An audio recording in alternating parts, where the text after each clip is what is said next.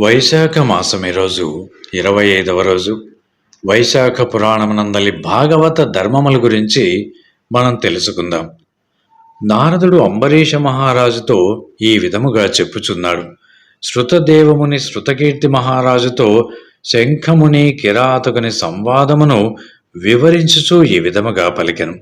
ఓ స్వామి బ్రహ్మజ్ఞాని, ప్రభువగు శ్రీహరిచే సృష్టించబడినటువంటి వేల కొలదిగా ఉన్నటువంటి జీవులు విభిన్న కర్మలు బహుమార్గములు కలవై విభిన్న స్వభావములు కలిగి మిక్కిలి విభిన్నులై ఉన్నారు. దీనికి కారణమేమి? నాకు దీనిని వివరింపుము అంటూ కోరెను. అప్పుడు శంఖముని ఈ విధముగా పలికెను. ఓ కిరాత, వివరముగా తెలిపెదను, సావధానముగా వినము.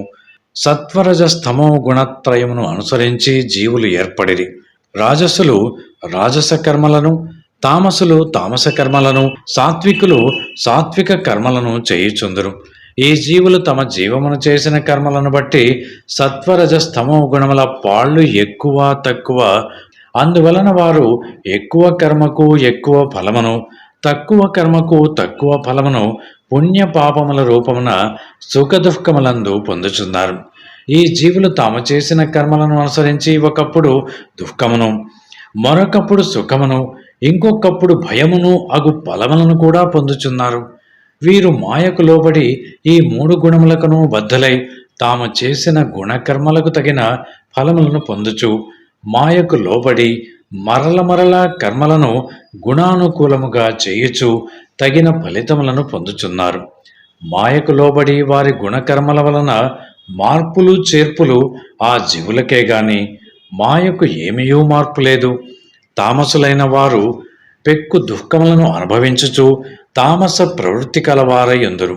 నిర్దయులైన వారు, క్రూరులైన వారు ద్వేషంతోనే జీవింతురు. వారు రాక్షస జన్మ మొదలుకొని పిశాచ జన్మాంతముగా తాము తామస మార్గమునే చేరుచుందరు. రాజస ప్రవృత్తులు మిశ్రమ బుద్ధితో పుణ్య పాపములను రెండింటినే చేయుచుందరు.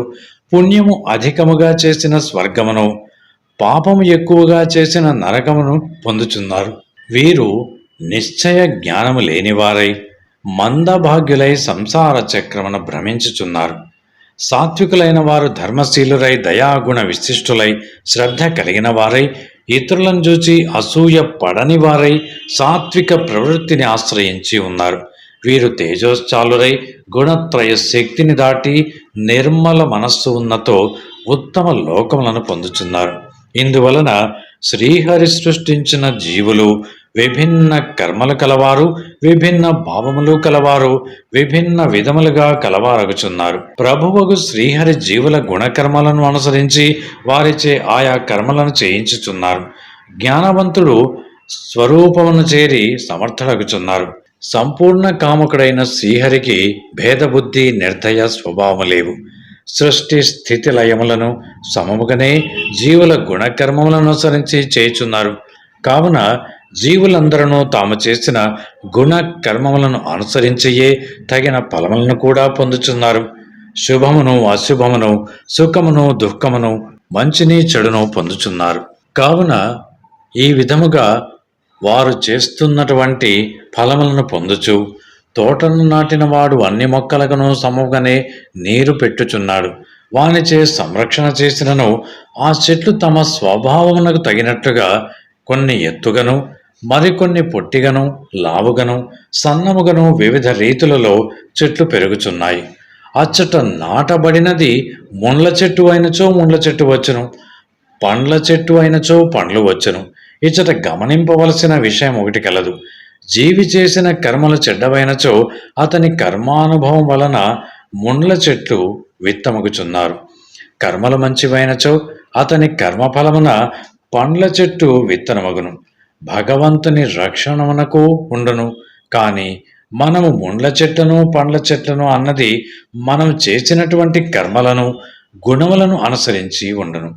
తోట కాపరి ఒకే కాలువ ద్వారా వాటికి నీటిని పంపించుచుండును. కానీ ఆ చెట్ల తీరు వేరుగా ఉండుటకు తోట కాపరి వాని గుణములు కారణములు కావు కదా.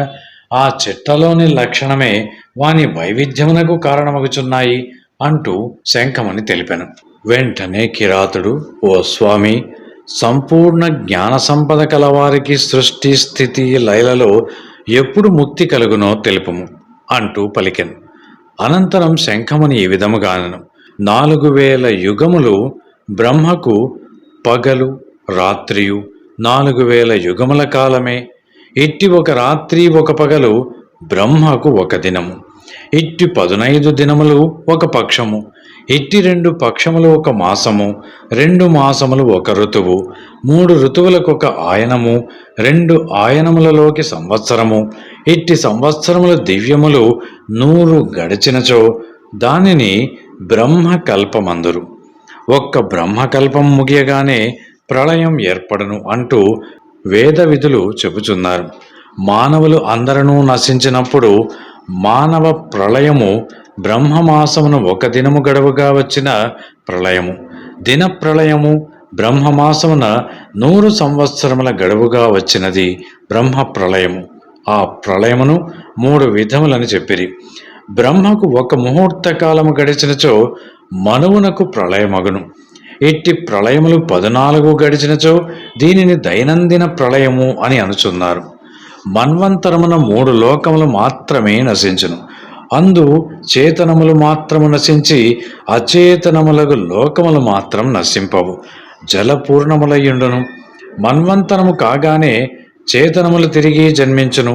దైనందిన ప్రళయమున స్థావర జంగములన్నీ లోకములతో పాటు నశించిపోవును.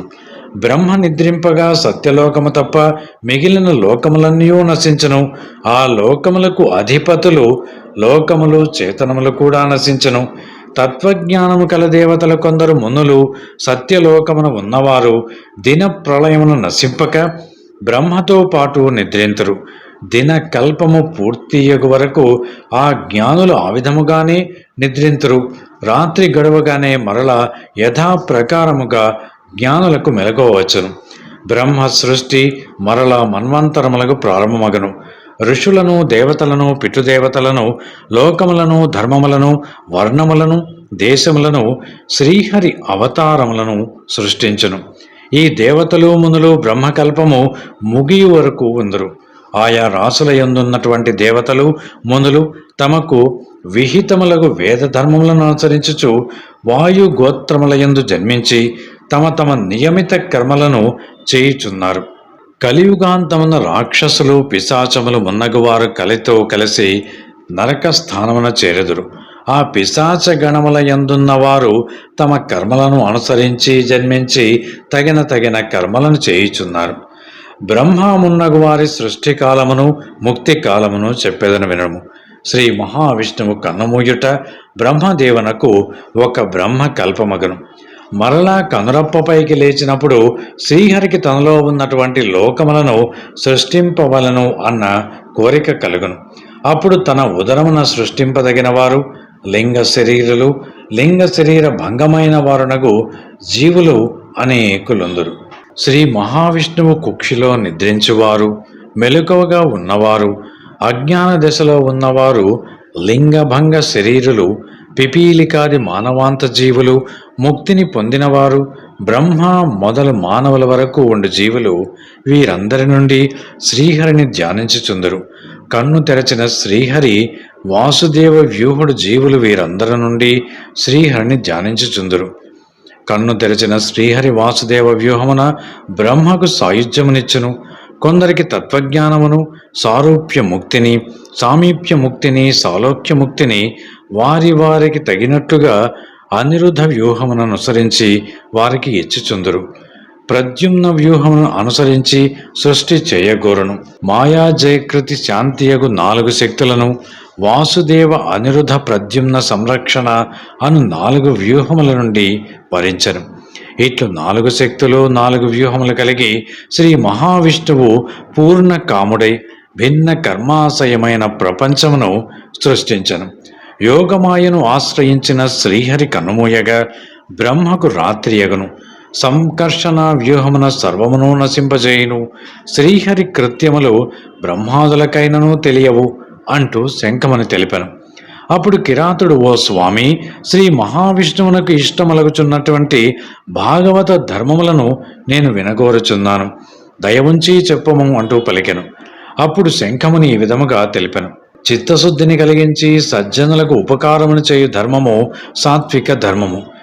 ఎవరూ నిందింపనది, శృతి ప్రతిపాదితము, నిష్కామము, లోకములకు విరుద్ధము కానిది అయినటువంటి ధర్మము సాత్విక ధర్మమనియు పెద్దలు చెప్పుచున్నారు. బ్రాహ్మణాది వర్ణముల చేత బ్రహ్మచర్యాది ఆశ్రమములచే విభిన్నములకు ధర్మములు నిత్య నైమితిక కామ్యములని 3 రీతులుగా విభక్తములైనవి.